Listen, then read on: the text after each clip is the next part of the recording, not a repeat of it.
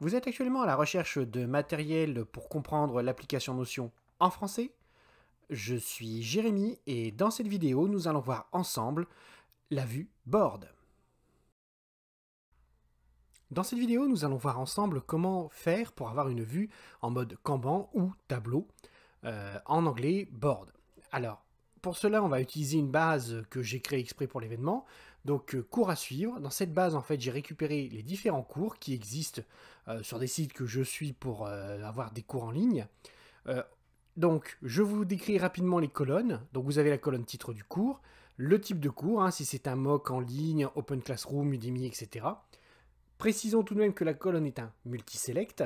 Vous avez ensuite l'état d'avancement, c'est-à-dire que où est-ce que j'en suis au niveau de ce MOOC? Est-ce que je souhaite y participer? Est-ce que je suis inscrit sur ce MOOC? Est-ce qu'il est en cours? Est-ce qu'il est terminé? Et une fois qu'il est terminé, est-ce que j'ai digéré les différentes notes? Est-ce que je l'ai intégré à mon système de base de connaissances? Ce qui signifie qu'il est à ce moment-là archivé. Donc celui-ci, c'est un état en fait select, c'est-à-dire que je ne peux avoir qu'une seule valeur dans la colonne. J'ai mis également une colonne personne. Bon, c'est un compte qui est gratuit, donc en fait vous n'avez que le compte se former avec Jérémy, mais on verra pourquoi j'ai insisté sur cette colonne. Vous avez ensuite deux autres champs, hein, qui sont des champs date de début, date de fin. Vous avez un champ visuel qui lui en fait est l'icône du site tout simplement, hein. C'est donc une colonne fichier et vous avez ensuite le lien pour aller vers cette fameuse formation.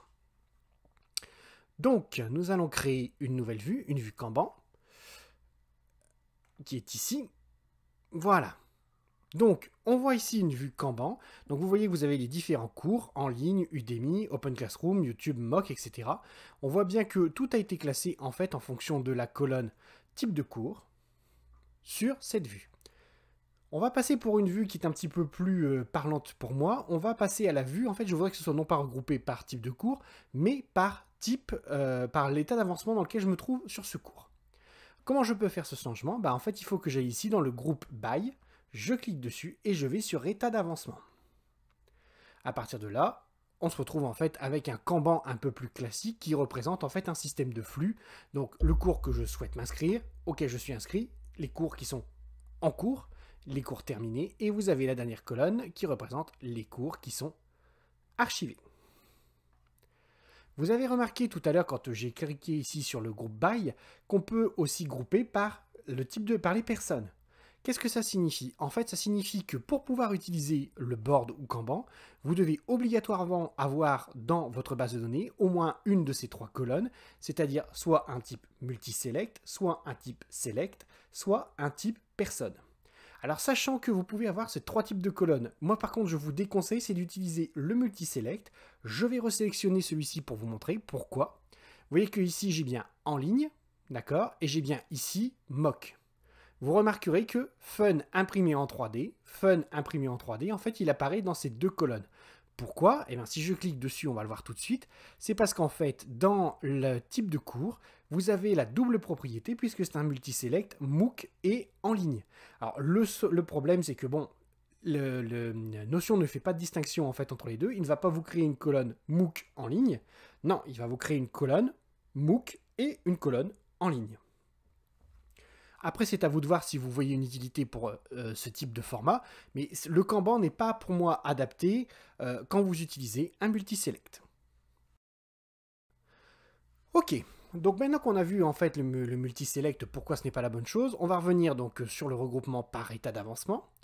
Donc vous voyez que ça commence en fait par la colonne ne pas d'état d'avancement, c'est-à-dire si jamais je n'ai pas rempli la colonne, la propriété état d'avancement avec une valeur. Ça ne m'intéresse pas, je ne voudrais pas l'avoir cette colonne, ça ne sert à rien, puisque je vais, par principe, toujours rajouter quelque chose à cet endroit-là. Donc ce que je vais faire, c'est que le no état d'avancement, je vais masquer cette colonne. Comment je fais? Les trois petits points à côté de la colonne, et je vais le cacher. Alors, cette colonne n'est pas disparue, elle est juste en fait, elle se retrouve juste au bout, dans les colonnes qui sont cachées. Je veux, avec ce Kanban, pouvoir suivre les cours où est-ce que j'en suis arrivé. Donc les cours qui sont archivés ne m'intéressent pas non plus. Je clique dessus et je vais également le cacher. Alors je peux toujours revoir ce qui contient cette colonne en cliquant ici à cet endroit-là. Vous voyez que je me retrouve avec mes différentes cartes. D'ailleurs, en parlant de cartes, on va prendre la vue ici complète qui est un peu plus propre. qu'est-ce qui se passe? On voit que les MOOC, ou les différents cours auxquels je souhaite m'inscrire, sont tous représentés en fait par une carte. Donc les pages qui sont contenues dans ma base de données sont représentées par une carte. Ce qui fait que quand je clique dessus, automatiquement, j'ai la carte qui s'affiche. Donc, on voit qu'ici, on a souhait, inscrit, en cours, terminé. Donc là, le Kanban est dans le bon sens, il est dans le sens du flux qui m'intéresse. Maintenant, je peux avoir envie, par exemple, d'avoir le en cours avant l'inscrit, ce qui n'est pas le cas ici, hein, mais je le fais pour l'exemple. Donc si je veux déplacer ma colonne, il me suffit de me mettre en fait sur la valeur qui représente la colonne, donc ici en cours, je clique dessus et je déplace la colonne, je relâche. Vous voyez que mes deux colonnes ont changé de sens. Donc je vais revenir en arrière, hein, puisque c'est plus logique en fait dans ce sens-là. Donc on a vu qu'on peut réorganiser les colonnes. Maintenant, on va voir comment on peut modifier les différentes propriétés qui sont affichées. Là, à l'heure actuelle, vous voyez que je n'ai que en fait une image et le titre. Je voudrais que le type de cours, hein, donc les propriétés qu'on a vues tout à l'heure, je voudrais que la propriété s'affiche. Ce que je vais faire, c'est que je vais aller dans Properties qui se trouve également ici, et je vais demander d'afficher l'état d'avancement. Non, pas l'état d'avancement, excusez-moi, le type de cours. Et vous voyez que le type de cours se rajoute. Je peux aussi rajouter par exemple le lien. Je peux rajouter, on va dire qu'on va rajouter par exemple les personnes. Le champ est vide donc ça ne sert pas à grand chose. On va plutôt mettre la date de fin. Date de début, date de fin. On va remettre toutes les informations. Pourquoi j'insiste lourdement là-dessus? Parce que là vous voyez que je me retrouve avec MOOC en ligne qui est ici en haut, hein, le type de cours.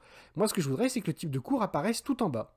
Alors comment je peux faire pour que ça apparaisse tout en bas? Je vais tout simplement prendre la valeur qui est ici, et je vais la glisser, donc j'ai maintenu en fait avec le clic gauche, et je la glisse en dessous du lien, et vous voyez que sur mes cartes, vous avez bien les valeurs qui correspondent au type de cours, qui sont ici, qui se trouvent bien en dessous du lien.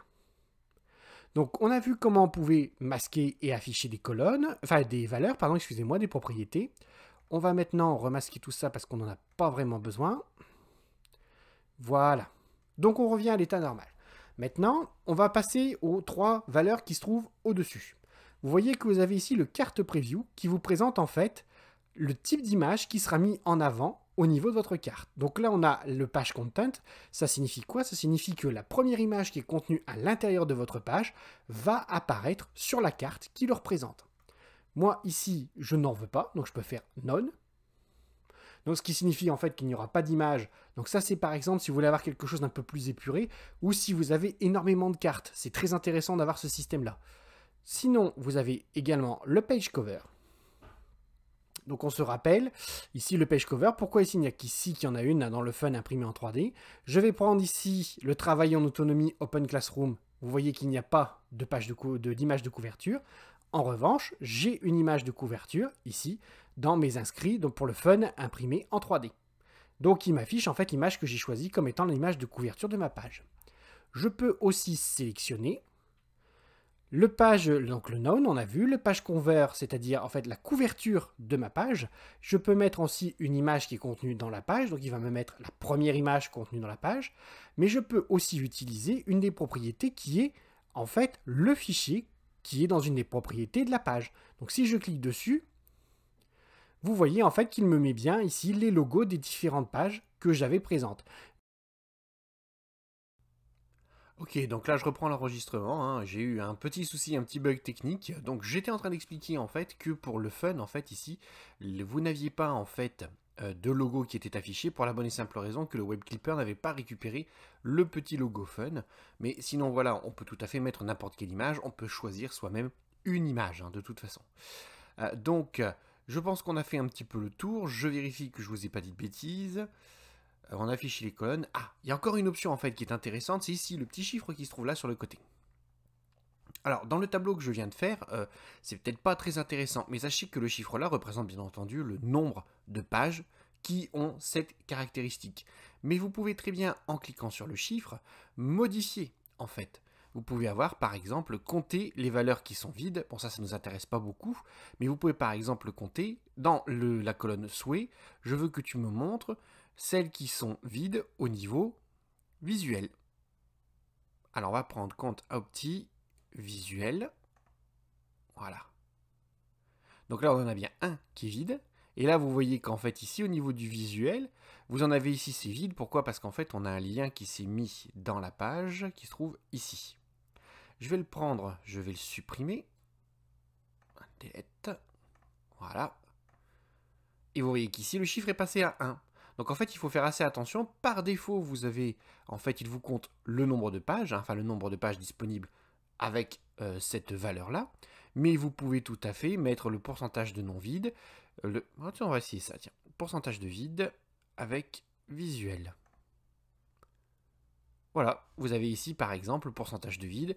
Vous avez 100%, 50%, 0% en fait où il n'y a rien. Donc ça peut être très intéressant si vous voulez avoir par exemple l'état d'avancement global. Par exemple sur certaines tâches. Le nombre de tâches qui sont avancées ou pas. Option très intéressante, plutôt cachée, hein, je ne savais même pas qu'elle existait en fait avant de faire les recherches pour cette vidéo. Mais ça peut être très intéressant de se mettre au courant sur ça pour avoir les informations les plus précises pour de la prise de décision. Maintenant je vais revenir un petit peu sur autre chose, c'est quels sont les cas d'usage qui pour moi justifient l'utilisation d'un Kanban.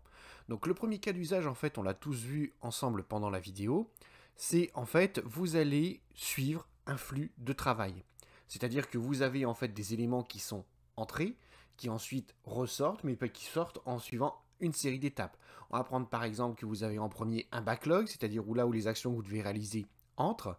Vous avez ensuite un système de préparation pour savoir en fait si vous les informations que vous devez réunir. Vous avez par exemple ensuite l'exécution, d'accord, la validation et ce qui est terminé. Donc vous avez comme ça des systèmes de flux de travail, ça peut être très intéressant quand on travaille en équipe pour savoir où se trouve l'équipe. Le Kanban est très utilisé pour ça, normalement on utilise un tableau blanc, mais vous voyez que l'application peut très bien servir à ça si vous avez des personnes qui sont en télétravail ou des personnes en multisite. Vous pouvez également vous servir du Kanban, comme on a vu tout à l'heure, pour en fait vous visualiser les différentes catégories, les différents types de données que vous avez de présentes. Par exemple, on pourrait suivre tout à fait ces publications sur les différents réseaux à partir de ce type de tableau. Alors, une des autres utilisations qui a été détournée que j'ai vue sur Internet et qui peut vous intéresser, ce serait en fait d'utiliser le Kanban pour visualiser, on va dire, un espèce de semainier. Je vais prendre la base de données que je vais vous remettre en visuel. Vous voyez qu'ici, j'ai enlevé en fait la colonne personne et je l'ai remplacée par une colonne jour d'études que j'ai mis en place avec un multiselect. D'accord?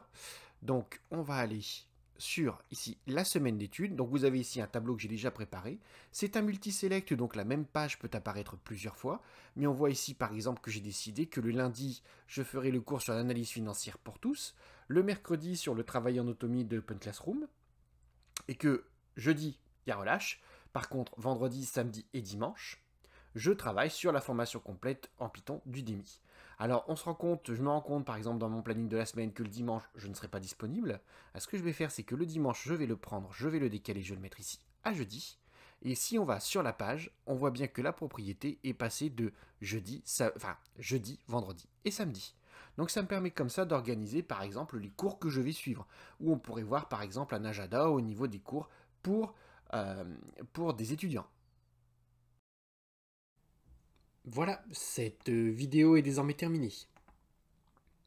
Si vous désirez avoir plus de vidéos ou si vous avez des idées de vidéos qui pourraient vous intéresser, n'oubliez pas de me laisser un petit commentaire. N'oubliez pas également de cliquer sur le pouce vers le haut, ça encourage toujours. Je vous dis donc à bientôt et surtout n'oubliez pas que la seule question idiote, c'est celle qui n'est pas posée.